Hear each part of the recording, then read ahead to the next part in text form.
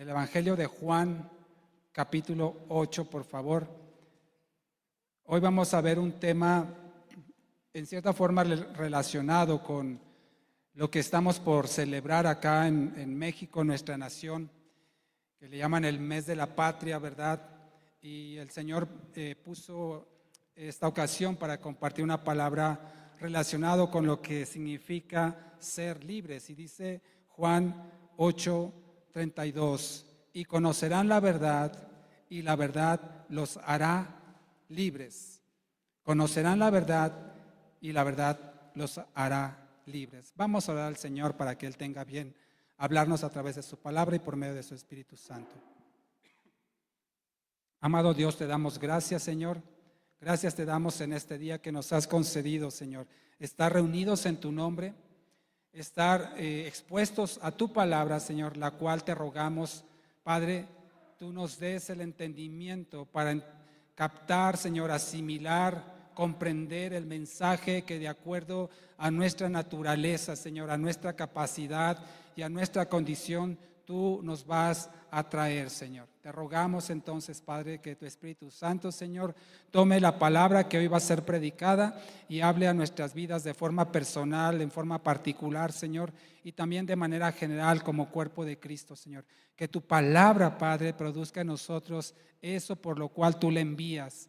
Tú mismo dices que no regresa a ti vacía, Señor, y nosotros deseamos, Padre, que esa palabra sea multiplicada en nosotros, que no solamente sea un conocimiento meramente mental, sino que sea también, Padre, algo que adquiramos sabiduría, Señor, y que seamos, Padre, aconsejados por tu palabra de tal forma, Señor, que la guardemos en nuestro corazón, Señor, sea parte de nuestra vida y forme parte, Señor, de todo lo que nosotros hagamos y decidamos, Señor. Buscamos agradarte en todos y que se cumpla esta promesa tuya de que al conocer tu verdad somos verdaderamente libres. Lo pedimos en Jesucristo nuestro Señor.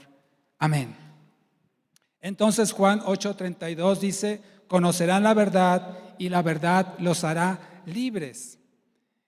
El tema de hoy se llama La verdad nos hace libres. Es el título del mensaje de hoy. La verdad nos hace libres. Y quiero comentar con ustedes a manera de introducción lo que la gente normalmente piensa, lo que la gente normalmente cree. Si tú le preguntas a alguien, y hemos hecho este ejercicio en otras ocasiones, si tú le preguntas a alguien que si conoce a Dios, la gente te va a decir que conoce a Dios. De alguna manera u otra, la mayoría de la gente conoce o cree conocer a Dios. Sin embargo, la realidad es que la gente en su gran mayoría no conoce realmente a Dios. Al menos no como Dios exige ser conocido.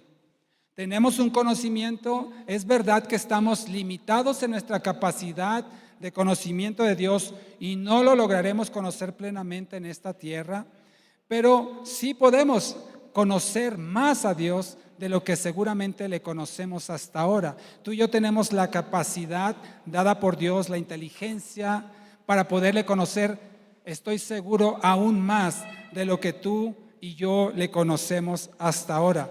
Nos puede pasar como le sucedió a Job y seguramente esto le pasa a muchas personas, como dice Job 42:5, dice Job, de oídas había oído de ti, pero ahora mis ojos te ven. Pero ahora mis ojos te ven. Job creía conocer a Dios, o al menos lo conocía hasta cierto grado. Pero cuando sucedió todas las tragedias que afligieron el alma de Job, él lo pudo conocer mejor y por eso dice, de oídas te había oído, mas ahora mis ojos te ven. En otra traducción de este pasaje, Job 42:5, dice así, lo que antes sabía de ti era lo que me habían contado, pero ahora mis ojos te han visto y he llegado a conocerte. Lo que antes sabía de ti era lo que me habían contado, pero ahora mis ojos te han visto y he llegado a conocerte. ¿Cuántos de nosotros, hermanos, estamos solamente con el oído para conocer a Dios y no le hemos conocido realmente con nuestra fe, con los ojos espirituales, conocer la verdad de Dios, y eso tal vez nos tenga en una condición similar a la de muchas personas que no vienen a una iglesia cristiana, que no asisten a un templo y que creen conocer a Dios. Y tal vez algunos que sí asisten a una iglesia cristiana, que sí asisten a una congregación, están exactamente en la misma condición. Creen conocer a Dios, pero no le conocen realmente y solo lo hacen de oídas cada domingo que asisten a la iglesia o cuando escuchan algún sermón durante la semana, y solamente de oídas, pero no conocen realmente a Dios.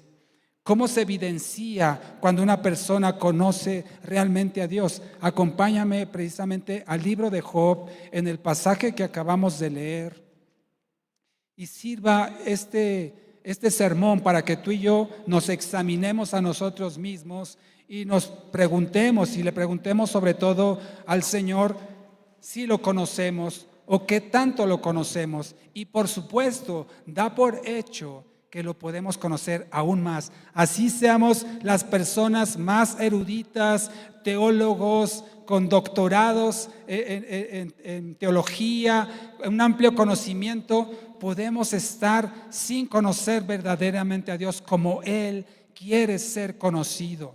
Y eso es lo que tú y yo tenemos que preguntarnos, si realmente conocemos a Dios. Y mira lo que dice el pasaje que leí en Job 42:5, lo leo en la versión Reina Valera actualizada.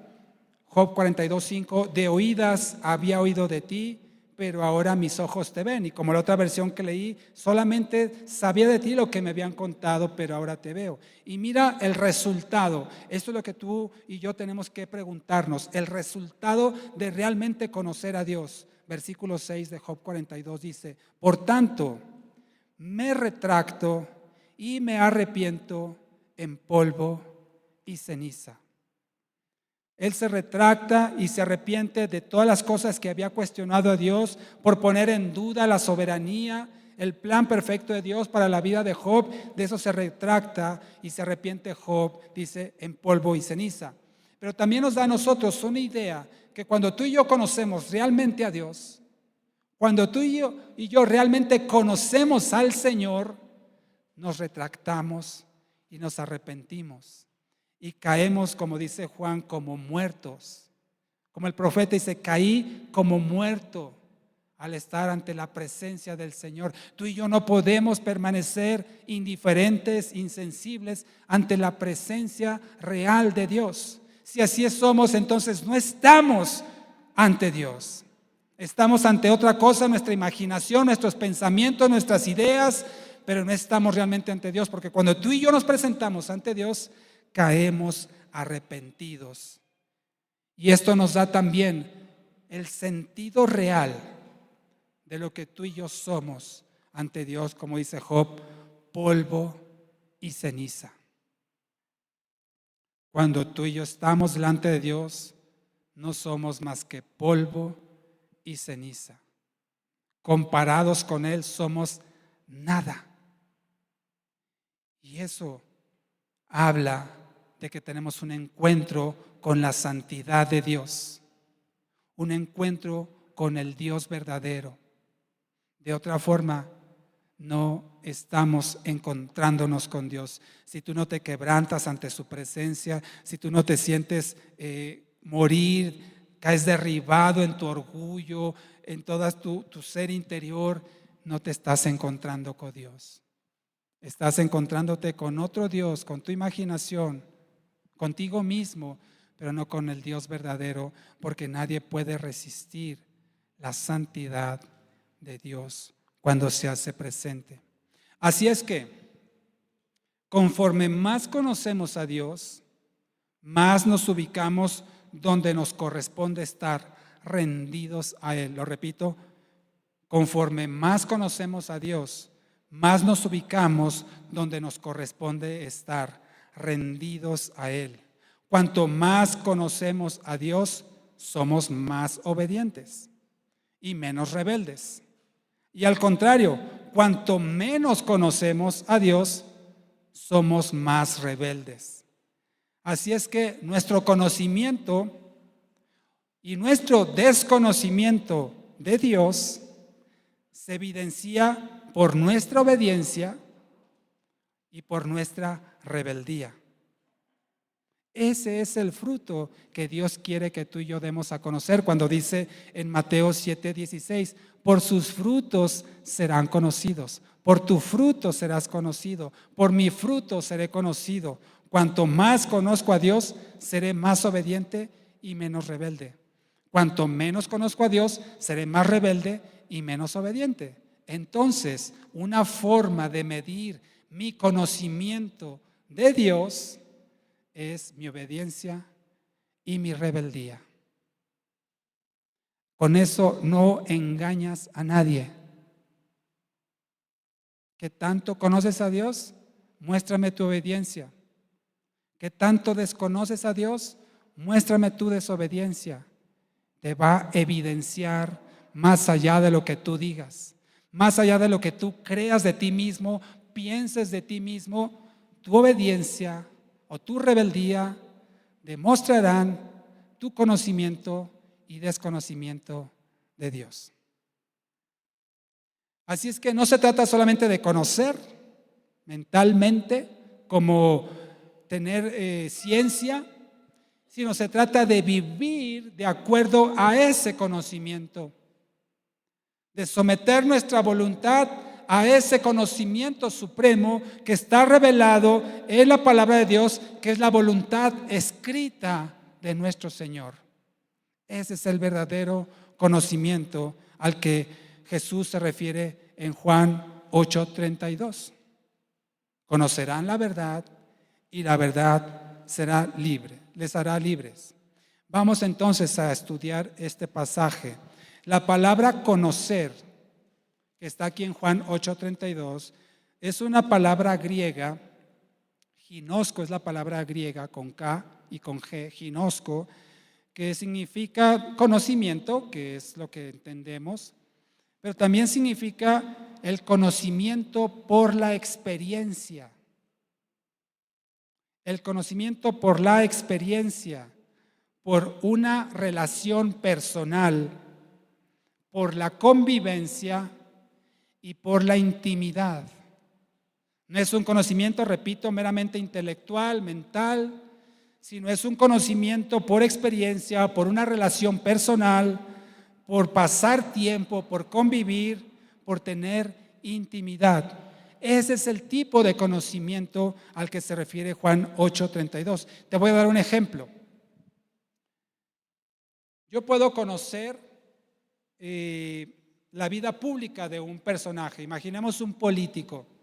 Conozco la vida pública de un personaje político por lo que declara, por las entrevistas que da, por las publicaciones que hace, y puedo tener más o menos una idea de cómo piensa, qué cree, de acuerdo a su manifestación pública.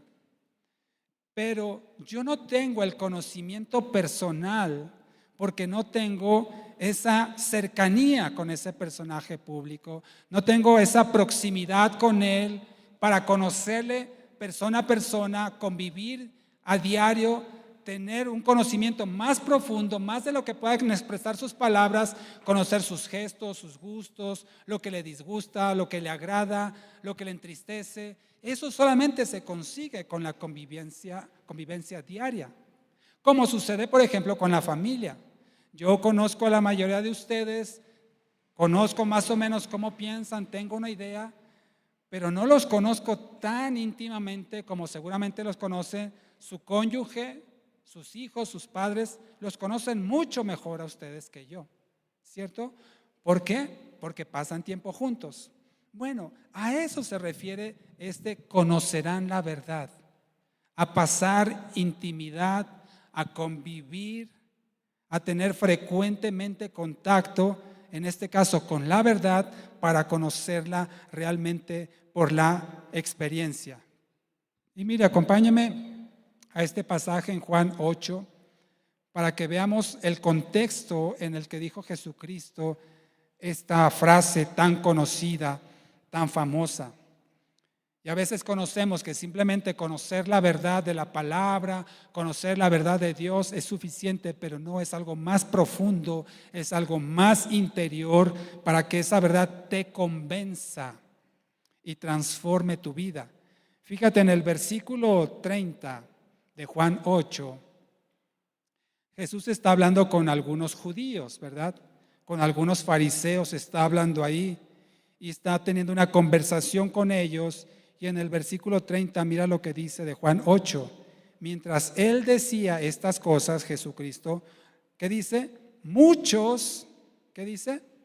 Creyeron en él, muchos. Mientras él hablaba, mucha gente que creía, mucha gente creyó en él. Versículo 31, por tanto Jesús decía a los judíos que habían creído en él: si ustedes permanecen en mi palabra, serán verdaderamente mis discípulos. Lo voy a leer de nuevo. Analiza lo que está diciendo Jesús. Por tanto, Jesús decía a los judíos que habían creído en él: si ustedes permanecen en mi palabra, serán verdaderamente mis discípulos. Y luego la frase que ya citamos: y conocerán la verdad, y la verdad los hará libres. Entonces está teniendo Jesús esta conversación, dice que muchos judíos creyeron en él, y a esos que habían creído en él les dijo: permanezcan en mi palabra para ser mis discípulos y conocerán la verdad, y la verdad los hará verdaderamente libres. Esta palabra griega que está traducida aquí como creer o creyeron o habían creído, es una palabra griega que es pisteu. No trate de entenderla, pisteu, pero le digo qué significa esta palabra griega. Sí significa creer, como está traducido aquí al español en estas versiones, pero también significa poner su fe en algo o en alguien. No solamente es creer, sino es poner la fe en algo o en alguien. Es confiar, es dar credibilidad, es estar convencido y tener confianza. Esto significa esta palabra que encontramos aquí traducida al español como creer, creyeron, creían. Es estar convencido y tener confianza. Y entonces continuemos con esta conversación, versículo 33. Le respondieron estos judíos: somos descendientes de Abraham y jamás hemos sido esclavos de nadie. ¿Cómo dices tú llegarán a ser libres? Versículo 34, Jesús le respondió: de cierto les digo que todo aquel que practica el pecado es esclavo del pecado. Y les da una explicación, la diferencia entre el esclavo y el hijo. El esclavo no permanece en la casa, el hijo sí permanece en la casa. Puede ser que a lo mejor coman a la mesa, pero al final el esclavo se va a su aposento y el hijo duerme y vive en la casa del padre. Y luego pasemos, por favor, al versículo 40. Cuando los judíos estos le dicen que ellos tenían por padre a Abraham. En el versículo 40 de Juan 8, Jesús les dice: pero ahora procuran matarme a mí, un hombre que les he hablado la verdad que oí de parte de Dios. Esto no lo hizo Abraham. Ustedes hacen las obras de su padre. Entonces le dijeron: nosotros no hemos nacido de inmoralidad sexual, tenemos un solo Padre, Dios. Jesús, versículo 42, les dice: si Dios fuera el Padre de ustedes, me amarían, porque yo he salido y he venido de Dios. Yo no he venido por mí mismo, sino el que me envió. ¿Por qué no comprenden lo que digo? ¿Por qué no pueden oír mis palabras? Y fíjese lo que le dice aquí Jesús: ustedes son de su padre el diablo y quieren satisfacer los deseos de su padre. Y describe aquí lo que hace el diablo. Versículo 45, pero a mí, porque les digo la verdad, no me creen. ¿Quién de ustedes me halla culpable de pecado? Y si digo la verdad, ¿por qué ustedes no me creen? El que es de Dios escucha las palabras de Dios. Por esta razón ustedes no lo escuchan, porque no son de Dios. Entonces, mire lo que está sucediendo aquí. En el versículo 30 Y el versículo 31 habla de cierto grupo de personas que creyeron, que habían creído en Él. Pero vea cómo más adelante el propio Jesucristo, por ejemplo, en el versículo 45 dice, no me creen. En el versículo 46 nuevamente dice, no me creen. Entonces, ¿qué pasó? ¿Creían o no creían? Y peor aún, vea cómo dice en el versículo 37, al final, dice, procuran matarme. Y lo vuelve a decir Jesucristo en el versículo 40, vuelve a decir Jesús, procuran matarme. Entonces, ¿qué pasó? ¿Creen o no creen? Dice que creyeron, dice que habían creído, y Jesús dice, no me creen. Aparentemente aquí tenemos una contradicción, porque parece ser que creían o no creían. La respuesta es que sí habían creído, sí creían en Él, sí daban testimonio, pero no creían en Él. ¿Cómo es esto? Habían creído, creyeron, pero ya no creían en Él. Es decir, tuvieron un principio de creer, de confiar, tuvieron un principio de poner su confianza en Él, pero no fue suficiente al grado que no querían obedecer la verdad que Jesucristo les había dicho. Habían creído, creyeron, pero ya no creían o no creían lo suficiente en Jesucristo. Tuvieron un principio de fe, pero no continuaron creyendo. Es decir, no permanecieron en su palabra. Sabían que lo que Jesús les decía era la verdad, pero no confiaron lo suficiente en Él como para estar dispuestos a obedecerle y a rendirse ante Él. Por eso Jesucristo reitera, vaya de nuevo conmigo al versículo 31. Fíjese, dice, Jesús decía a los judíos que habían creído en Él. Si permanecen en mi palabra, serán verdaderamente mis discípulos. ¿Se fija que no les dice, puesto que ustedes han creído, son mis discípulos? Les dice, ustedes habían creído, ustedes creyeron, si permanecen en mi palabra, serán futuro, condicional, verdaderamente mis discípulos. ¿Qué quiero decir con esto? Que hay mucha gente, y aún dentro de la iglesia cristiana, que dice creer, cuando en realidad no cree, al menos no lo suficiente como Jesús exige ser creído, de forma que obedezcamos su palabra, de manera que nos rindamos completamente a Él. Entonces, si permanecemos en su palabra, seremos verdaderamente sus discípulos. Si no, no lo somos.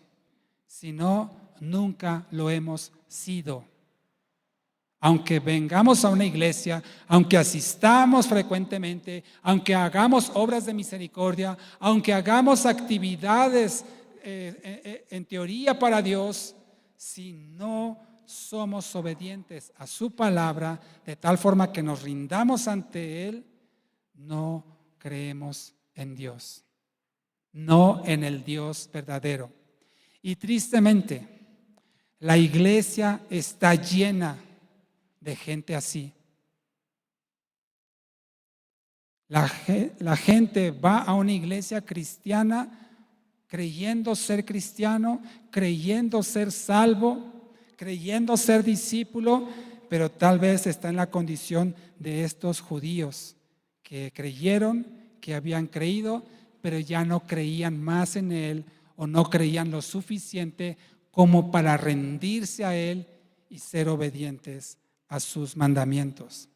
Esta condición, mis amados hermanos, de gente que cree, cuando en realidad no cree, esta condición es muy peligrosa.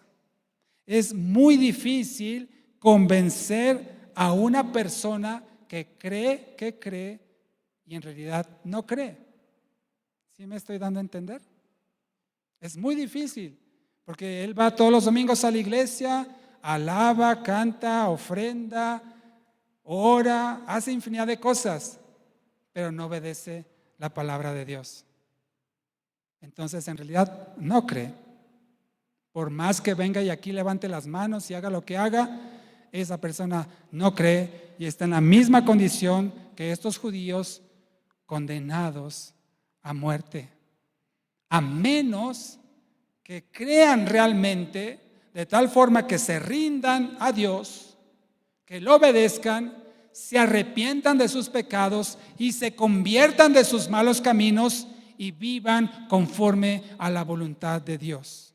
Si permanecen en mi palabra, serán verdaderamente mis discípulos, dice Jesucristo. Es más fácil convencer a una persona que reconoce que no cree en Dios. Es más fácil convencerlo que una persona que cree en Dios y no reconoce que no cree en Dios. Porque ese está convencido de que él cree cuando en realidad no cree. Por testimonio personal le digo, yo viví así muchos años, asistiendo a iglesia cristiana, una iglesia, otra iglesia, haciendo obras en la iglesia, participando en actividades de la iglesia, teniendo responsabilidades en la iglesia, y reconozco ahora delante de ustedes que yo no creía en Dios, al menos no en la forma que necesito creer para ser salvo. Sí creía en Dios, sabía que su palabra era verdad, creía en los milagros, creía en el Señor, en su poder, pero no creía de tal forma que me rindiera a Él y obedeciera sus mandamientos. Años de mi vida así, perdidos, puedo decirlo, porque si el Señor me hubiera recogido en ese tiempo, seguramente estaría esperando el juicio eterno. ¿Cuántos de nosotros hay en las iglesias cristianas todavía así? Espero, mis amados, que no sea el caso de nuestra congregación, pero no puedo asegurarlo. El único que realmente sabe quién cree en Dios es Dios mismo. Es el único que puede dar testimonio quiénes son sus hijos y quiénes no lo son. Procuramos aquí cada domingo, en cada ocasión que nos reunimos, hablarles estas verdades, decirles, arrepiéntanse, pongan su fe en Cristo, para que entonces el Señor perdone sus pecados y vengan los tiempos de refrigerio de parte del Señor. Cada ocasión nos van a escuchar decir lo mismo hasta que todos estemos convencidos de que verdaderamente creemos en Dios y somos sus hijos. Así es que esto lo va a escuchar cada vez. No vaya a ser que entre nosotros todavía haya alguno que no se ha rendido completamente al Señor y necesita de esta exhortación para convertirse, para arrepentirse y vivir la vida que le agrada al Señor. Porque es muy difícil convencer o sacar del error a aquel que cree que está bien cuando en realidad no lo está. El evangelio es más accesible al que definitivamente sabe que está mal, que está en pecado, que no está arrepentido, que está alejado de Dios. A veces es más fácil evangelizarlo que aquel que asiste a una iglesia y no ha sido evangelizado. Por eso, la Biblia dice que aquellos que fueron iluminados en Hebreos, acompáñenme a Hebreos 6, por favor, para leerlo juntos. Trae una palabra muy fuerte para este tipo de personas que, repito, creen que creen, pero no creen, o no lo suficiente, no tienen la fe que salva, y ese es un don de Dios, así es que no la puede producir la persona misma. Es, como dice Efesios 2, es un don de Dios, salvos por fe, salvos por gracia, perdón, por medio de la fe. Así es que la persona que cree y no cree, solamente Dios le puede salvar y convencerlo. Pero fíjese lo que dice en Hebreos 6, la condición para este tipo de personas. A partir del versículo 4 dice: porque es imposible que los que fueron una vez iluminados, y es decir, aclara qué significa ser iluminados, que gustaron del don celestial, que llegaron a ser participantes del Espíritu Santo, que también probaron la buena palabra de Dios y los poderes del mundo venidero, es decir, de la eternidad. Estos que fueron iluminados, dice, es imposible, y después recayeron, es imposible que sean otra vez renovados para arrepentimiento, puesto que crucificaron de nuevo para sí mismos al Hijo de Dios y lo exponen a vituperio. Una persona como yo estaba antes, es imposible que si recae nuevamente, como dicen, se fue al mundo, en realidad siempre estuvo en el mundo, solo que iba a una iglesia cristiana, dice, es imposible que sean renovados para arrepentimiento. Por supuesto, sabemos que para Dios no hay imposibles.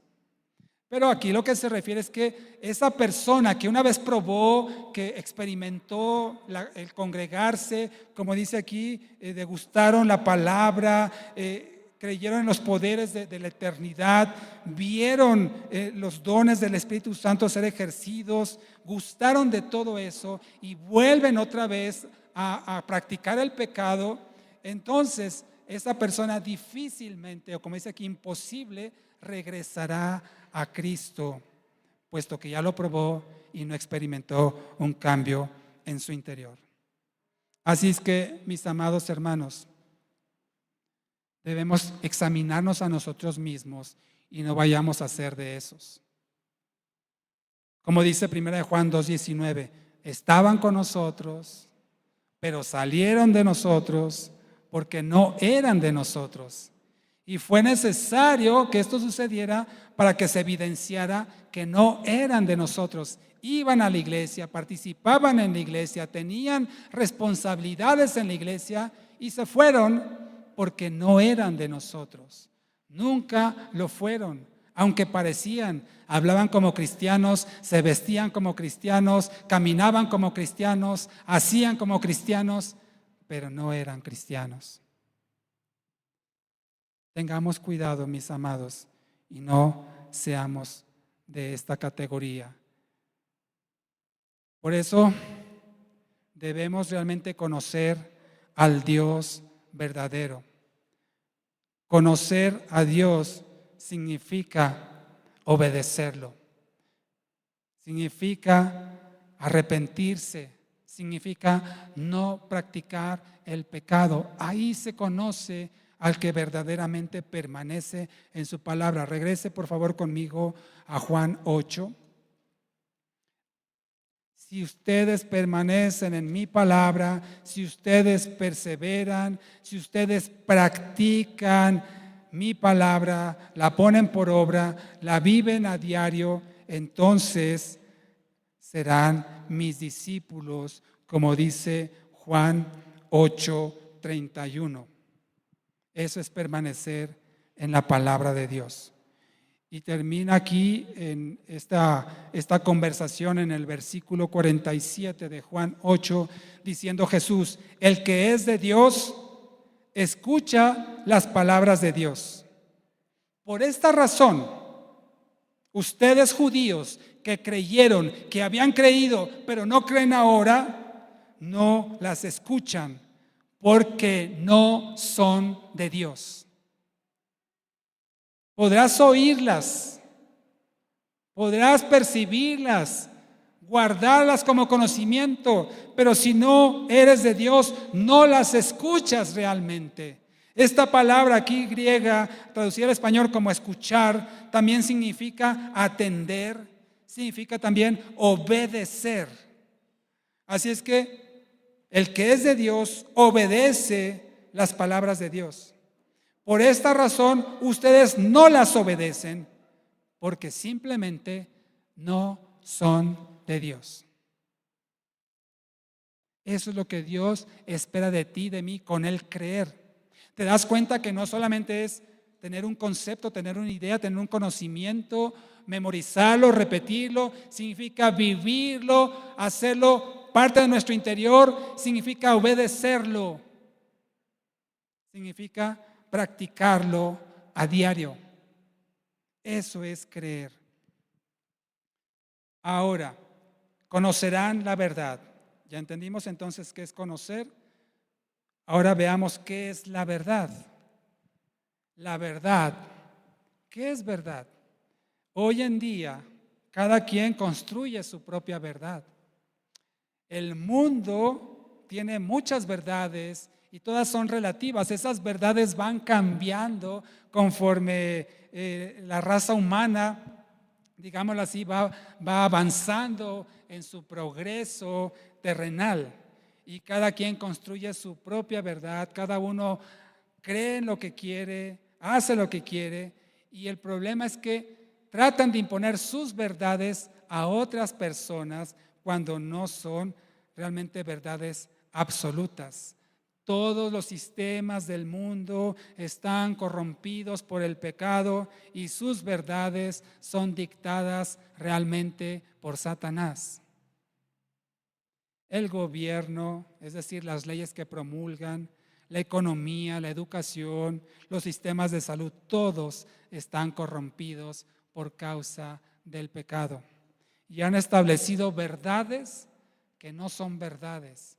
Y han establecido leyes para defender sus verdades de tal forma que aquel que infringe esas verdades se puede hacer acreedor a una pena económica, una pena de encarcelamiento o en algunas partes inclusive una pena de muerte por infringir leyes humanas que están fundamentadas en verdades que no son verdades, es decir, que son mentiras. Por ejemplo, una verdad que prevalece hoy en la sociedad en general es el aborto. Que la mujer decida si quiere o no. Y eso legalmente es correcto en algunas localidades. Cada vez más se adhieren a estas leyes del aborto. Identidad de género. Tú decides qué género quieres tener. Una cosa es tu sexo biológico y otra es el género. Si identificas más como hombre, si te identificas más como mujer o cualquier otra cosa, y eso está sustentado como una verdad en leyes que el gobierno ha emitido. Las filias sexuales, la pandemia, la reclusión, en fin, hay muchas verdades que se manejan en el mundo que no son verdades. Y de alguna forma u otra nos afectan en el sentido de que si tú y yo vamos en contra de esas verdades, podemos ser, como ya lo dije, acreedores a alguna sanción por parte del gobierno. Isaías 5:20 dice: ay de los que a lo malo llaman bueno y a lo bueno malo. Consideran las tinieblas como luz y la luz como tinieblas. Consideran lo amargo como dulce y lo dulce como amargo. Isaías 5:20. Ay de aquellos. No tienen idea el grande juicio, o si lo tienen no les importa el grande juicio que van a sufrir de parte de Dios por dictar leyes que no son verdad. La única verdad absoluta, la única verdad permanente, inalterable, es la verdad de Dios que está escrita en su palabra. Por eso Jesús dijo: el mundo pasará, todas las cosas dejarán de ser, pero mi palabra no pasará. Mateo 24:35. Mi verdad no pasará, no perderá vigencia, mi verdad no caducará, mi verdad nunca será mentira, mi verdad será verdad eterna, nunca pasará, lo dice el Señor. Y todas las demás verdades que no están fundamentadas en la palabra dejarán de ser. Un día estas verdades que el mundo defiende, aún con leyes, dejarán de ser. Mientras tanto, trae afectaciones a la humanidad entera y tú y yo tenemos que aprender a vivir con ellas, no obedeciéndolas, mas sí confrontándolas y denunciándolas, aunque eso nos gane la antipatía de todo el mundo. Manifestaciones en nuestra contra, agresiones, insultos por no defender o perseguir las verdades que el mundo sostiene y que sabemos que son mentiras. Es necesario obedecer a Dios antes que al hombre. Así es que la verdad de Juan 8:32 se refiere justamente a eso, a la verdad que está escrita en su palabra. Se refiere también, por supuesto, al propio Jesucristo, que Él manifestó de sí mismo en Juan 14:6, será el camino, la verdad y la vida. Así es que conocer esta verdad, conocer la verdadera verdad de su palabra, de Jesucristo, que es la palabra encarnada, conocerlo como debemos conocerlo, por la intimidad, por la convivencia, por la relación, por la confianza y la sujeción, nos hace libres, verdaderamente libres. El problema de la verdad absoluta de la palabra de Dios, por la cual el hombre la rechaza, es porque sabe muy en el fondo, en la conciencia que Dios ha puesto en todo ser humano, sabe que es verdad. Sí, hay personas que tienen la conciencia cauterizada, lo dice el libro de Romanos, pero la generalidad de las personas saben que en el fondo lo que dice la Biblia, lo que dice Dios es verdad. La gente de alguna forma u otra tiene un cierto sentido de moralidad. Dios lo puso ahí con propósito. Por eso la gente en el mundo castiga los delitos. ¿Por qué se castiga el robo? Porque tiene un concepto del bien y del mal. ¿Por qué se castiga el asesinato? Porque aún el mundo tiene una idea del bien y del mal. Y sabe en su conciencia que es un pecador. Y sabe en su conciencia que está en contra de lo que dice la Biblia. Y por eso el mundo rechaza la verdad absoluta de la palabra de Dios. No es solamente un tema de ignorancia, es más bien un tema de no quererse someter a Dios. Es un tema de rebeldía, de vivir mi propia vida bajo mis principios, bajo mis verdades. Yo haré conmigo lo que yo quiera.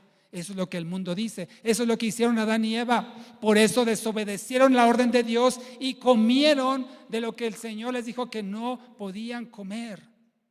Porque tuvieron su propia verdad. No les bastó la verdad de Dios, sino que ellos formaron su propia verdad, su propio concepto, y eso les llevó a la perdición, y henos aquí como consecuencia de ello. Así es que no se trata de conocer la verdad, en realidad se trata de aceptar la verdad. Y eso es lo que el mundo no quiere. No quiere aceptar lo que dice la Biblia porque sabe que entonces está en un problema delante de Dios porque se ha rebelado contra las verdades que están escritas en la palabra del Señor. Y es donde tú y yo tenemos que confrontar a las personas para evangelizarlos con su verdad, con su pecado, de acuerdo a la palabra del Señor, que es la verdad absoluta. De esto se trata entonces la verdad, de aceptarla. Bien, entonces, conocer como Dios quiere ser conocido, la verdad que ya entendimos a qué se refiere, dice, los hará libres. La pregunta es, ¿libres de qué? ¿Libres para hacer lo que querramos? ¿Libres para no tener restricciones? ¿Libres para vivir nuestra vida conforme nosotros creamos? La libertad a la que se refiere en este pasaje y en general la Biblia tiene que ver con un concepto que a nosotros nos cuesta entender porque hoy en día vivimos en una sociedad donde no se practica la esclavitud. Si esto lo trasladamos a los tiempos cuando fue escrita la palabra, sería algo mucho más claro porque la esclavitud era una práctica común, era algo de la vida pública, era algo que la gente sabía y conocía por ser testigo o por experimentarlo en sí mismo, sabía lo que significaba la esclavitud. Hoy en día esto no es una práctica común, no en muchas naciones, por ello tal vez no lo entendemos con suficiencia como lo explica Jesucristo cuando lo escribió aquí, lo describió aquí. Entonces, tenemos que entender qué es la esclavitud primero para saber de qué somos libres. La esclavitud es cuando una persona es obligada a hacer algo sin que pueda negarse. La esclavitud es cuando una persona es obligada a hacer algo sin que pueda negarse. Existe, ¿sí? De alguna forma nos enteramos tal vez la prostitución, que en algunos casos es una forma de esclavitud, el abuso con los niños, que también es un tipo de esclavitud, la gente que trabaja en el campo también puede ser un tipo de esclavitud. Tenemos esa idea y significa básicamente eso, ser obligado a hacer algo sin poderse negar debido a la dominación o el abuso de poder de algo o de alguien más. Vuelvo a repetir la definición de esclavitud. Es cuando una persona es obligada a hacer algo sin que pueda negarse debido a la dominación, es decir, la fuerza, el poder que alguien más ejerce sobre esa persona. Lo obliga porque tiene un poder sobre esa persona, porque lo domina y lo obliga a hacer algo que no se puede negar a hacer. Eso es esclavitud. Entonces, los esclavos no tienen voluntad propia. Los esclavos están bajo el dominio de sus amos. El amo puede hacer con el esclavo lo que quiera y le plazca, y el esclavo no tiene el poder ni la voluntad para oponerse ante el dominio de su amo. Por eso, aquí mismo en Juan 8, en el versículo 34, dice Jesucristo hacia el final de este versículo, dice, aquel que practica el pecado es ¿qué? Esclavo del pecado. Aquel que practica el pecado es esclavo del pecado. Es decir, una persona practicante del pecado está esclavizada por el pecado. Y de acuerdo a la definición que acabamos de ver, esa persona no tiene el poder para negarse, esa persona no tiene el poder para romper ese dominio, esa persona no puede más que obedecer la voluntad del amo, y en este caso el amo es el pecado. El pecado esclaviza, el pecado domina, el pecado ejerce poder, el pecado ata, el pecado aísla, el pecado gobierna sobre la vida de aquel que lo practica. Una persona en esa condición no puede romper esa atadura, no puede romper ese yugo, esa cadena que lo tiene cautivo. Y por práctica entendemos, como dice aquí Jesucristo, la práctica se refiere a un hábito, se refiere a una acción continua, algo que constantemente practica o hace la persona es el pecado. No es un tropiezo ocasional, no es una caída de vez en cuando, sino es algo rutinario, algo consecutivo, algo habitual. A eso se refiere con práctica. Y entonces, la persona que está en esta condición, simplemente para que me entiendan, no puede dejar de pecar. No puede. No tiene el poder porque es un esclavo del pecado. El pecado lo domina. Y esa persona no puede romper ese dominio y no puede dejar de pecar porque el amo, que es el pecado, se lo va a estar exigiendo cada ocasión que tenga. La única forma en que un esclavo bajo ese dominio del amo, la única forma en que pueda ser libre es cuando algo o alguien externo a él rompe con esa dependencia, rompe con ese dominio, deshace ese poder y esa autoridad que el amo tiene sobre el esclavo.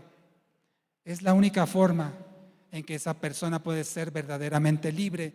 Y ese agente externo, para que lo entendamos, es Jesucristo y su palabra. Por eso dice, si ustedes conocen la verdad, mi propia vida, dice Jesucristo, serán libres, verdaderamente libres. Así es que las personas que están bajo ese yugo y ese dominio necesitan la intervención divina de Jesucristo, del Espíritu Santo, de la palabra del Padre, para que sea verdaderamente libre.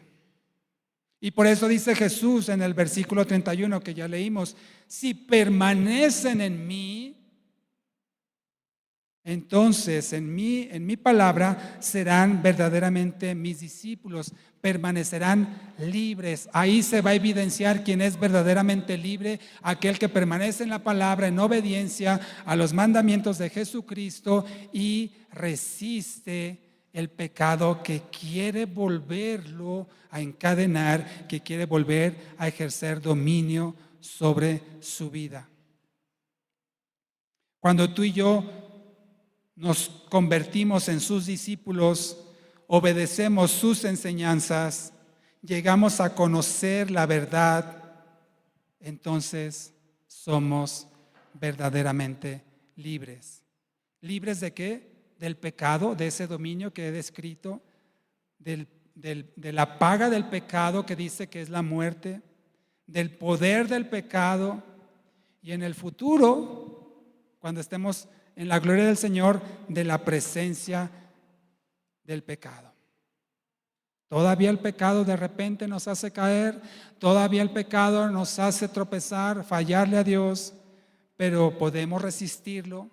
Por eso la palabra del Señor dice, resistan al diablo y el diablo va a huir de ustedes. Esa es la verdadera guerra espiritual, resistir, rechazar con la palabra, con sus verdades, como lo hizo como lo hizo Jesucristo cuando fue tentado en el desierto, citando la palabra, confiando en la palabra, confiando en el Señor. Resistiremos el pecado, resistiremos las tentaciones y tenemos ahora ese poder de decir no al pecado. Ya no somos esclavos, somos adoptados como hijos. El esclavo no tiene el poder para resistir el pecado, practica el pecado, pero el hijo sí tiene el poder para resistir al pecado, decirle no a la tentación y vivir una vida que le agrade a Dios. Y ese poder solamente es conferido por el Señor a sus hijos por medio de su Espíritu Santo que habita en nosotros. Él nos convence de pecado, de justicia y de juicio y nos da el poder para resistir con la armadura que Él mismo nos ha dotado para no caer en las tentaciones. También somos libres de la muerte, somos libres de la ira de Dios y somos libres de la condenación eterna. Fíjate de lo que Dios nos ha liberado, entre muchas otras cosas, por supuesto. Nos ha liberado de la muerte lo dice Romanos 8:2, nos ha librado del enojo, la ira de Dios por el pecador, Romanos 5:9, y también nos ha librado de la condenación eterna, Romanos 8:1. Es decir, los hijos de Dios somos libres, no para hacer lo que querramos, somos libres ahora para hacer la voluntad de Dios, que antes no podíamos porque estábamos esclavizados por el pecado. Somos libres para resistir la tentación. Antes no podíamos hacerlo porque éramos dominados por el pecado. Somos libres para tener comunión con Dios, para tener una relación personal con Él, lo cual no podíamos hacer porque estábamos perdidos en nuestros delitos y pecados. Y somos libres para vivir una vida que le agrada al Señor. En cambio, el que no es verdaderamente libre porque no ha conocido la verdad de Dios, todavía está sujeto al dominio del pecado, todavía está sujeto a la condenación de la muerte eterna, está bajo la ira de Dios y será condenado, a menos que crea verdaderamente en la verdad de Dios, se arrepienta de sus pecados, se convierta a Cristo, ponga su fe en Él y viva como hijo de Dios.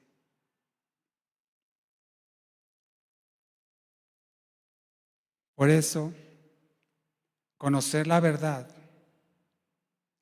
de Dios, y conocerla de tal forma que sea parte de nuestra vida, nos hace verdaderamente libres.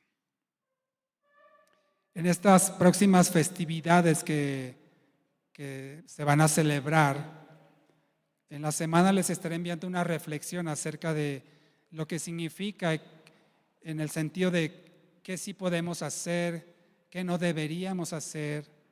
Al final de cuentas somos libres, pero somos libres también para darle gloria al Señor en la comida, en la bebida, en lo que celebramos, cómo lo celebramos. Así es que en la semana les quiero compartir una reflexión acerca de esto para que si hay alguna duda de qué podemos hacer, qué no deberíamos hacer, cómo podemos festejar, cómo no deberíamos festejar, en la semana les comparto algo así en el grupo de WhatsApp para que estén atentos y sepan de ello. Pero les adelanto que podemos celebrar que Cristo vive, que Él nos ha hecho verdaderamente libres. No la libertad que festejaremos en unos días, la libertad, digamos, terrenal, de la esclavitud a la cual estaba sometida esta nación hace algunos siglos, sino la verdadera libertad de nuestro interior, la libertad de nuestra alma, de nuestro espíritu, y que ahora somos libres para estar delante de su presencia por los méritos de Jesucristo. Podemos gozar de esa libertad de vivir una vida que al Señor le agrada. Ponte de pie y vamos a orar. Así es que disfrutemos de esta libertad, siempre y cuando que todo lo que hagamos, como dice el apóstol Pablo, ya sea comida, ya sea bebida, que todo lo que hagamos sea para la gloria de Dios. 1 Corintios 10:31 así lo dice, y en la semana reflexionaremos sobre ello. Que todo lo que hagamos dé testimonio de que somos libres del dominio del pecado, que podemos convivir sanamente sin necesidad de participar en obras de pecado, ni dar mal testimonio como hijos de Dios, y mucho menos ser piedra de tropiezo para los débiles y los incrédulos. Oremos al Señor. Padre, te damos gracias, Señor, en esta tarde. Gracias, Señor, por darnos la libertad en Cristo. Una libertad que no hay forma humana en la cual nosotros pudiéramos conseguirla. No tiene precio, no es alcanzable por nuestra justicia. Al contrario, solamente a través de tu gracia, de tus méritos y del favor, Padre, que nos has hecho al concedernos la salvación en Cristo, es que la podemos alcanzar. Esa libertad que verdaderamente nos ha hecho libres por conocer tu verdad, conocerla de la forma en la que tú exiges que sea conocida, formando parte de nuestra vida, rigiendo todas nuestras palabras, los pensamientos, nuestras acciones y todo lo que hagamos, Señor. Es el deseo de nuestro corazón, Señor, vivir el resto de nuestra vida en esta libertad que nos has dado y permanecer como tus discípulos, Señor, para que a través de ese testimonio más personas vengan al conocimiento de la libertad, la verdadera libertad que hay en Cristo Jesús. Gracias, Señor. Te celebramos, oh Dios. A ti el Alfa y la Omega. A ti el Alfa y la Omega, el principio y el fin, y el gran yo soy. Me rindo a ti, el Todopoderoso, el que es y que será, y el gran yo soy. Me entrego.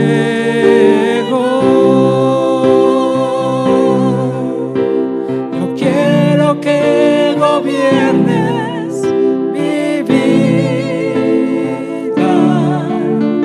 Me doy en sacrificio a ti. Yo quiero que tú ordenes mi caminar, que siempre viva en tu voluntad. A ti, el Alfa y la Omega, el principio y el fin, y el gran yo soy. Me rindo a ti, el Todopoderoso, el que es y que será, y el gran yo soy. Me entrego.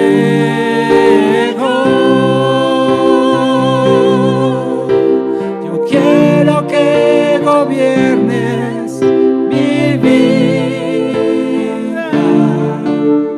Me doy en sacrificio a ti. Yo quiero que tú ordenes mi caminar, que siempre viva en tu voluntad. Yo quiero que gobiernes mi vida. Me doy en sacrificio a ti. Yo quiero que tú ordenes mi caminar, que siempre viva en tu voluntad, que siempre viva en tu voluntad, que siempre viva en tu voluntad.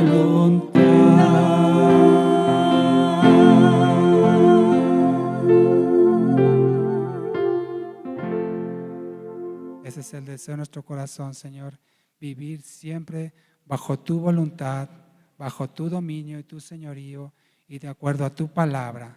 A ti sea la gloria, Señor. Amén.